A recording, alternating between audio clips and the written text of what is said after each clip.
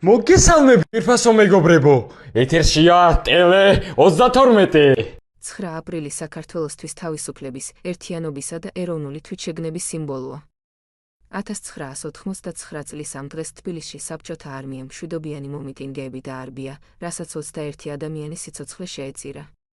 ეს ტრაგედია გამორჩეულია როგორც გლოვის, ისე ეროვნული გმირობის ნიშნით.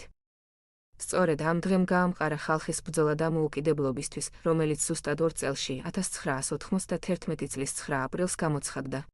9 აპრილი გვახსენებს, რომ თავისუფლება მსხვერპლით მიიღწევა და მუდმივად დაცვას საჭიროებს. როგორც კადრებში ხედავთ, თვითმმართველობამ მოამზადა პრეზენტაცია და გააცნო 9 აპრილის მნიშვნელობა ბავშვებს.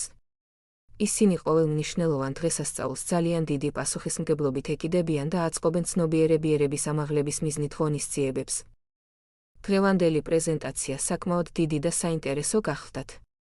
ეხლა კი მოусმინოთ ემოციებს ერთ-ერთი პრეზენტატორისა და ისტორიის მასწავლებლისგან. თქვენი აზრი რომ გადმოგცეთ როგორც ისტორიკოსმა?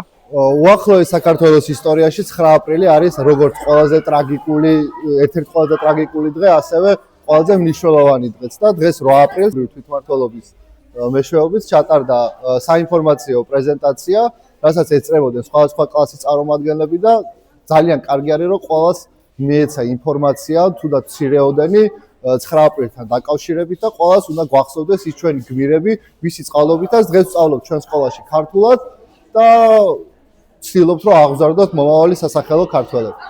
დღევანდელ პრეზენტაციასთან დაკავშირებით როგორი კმაყოფილი ხარ? მოკლედ, იმედი მაქვს, რომ პრეზენტაცია ძალიან საინტერესო ჩაიარა.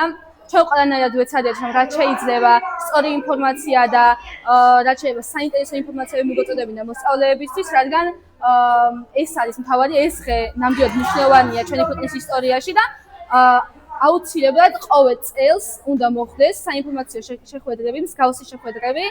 რაც შეეხება კმაყოფილებას, მე კმაყოფილი ვარ, ჩვენ ყველაფერი გავაკეთეთ, რაც დაგეგმილი ქონდა, მოსწავლეებსაც საკმაოდ დააინტერესათ, ყველა საკმაოდ საინტერესოდ გვისმენდნენ და რავი, იმედი გვაქვს, რომ ყველაფერმა კარგად ჩაიარა.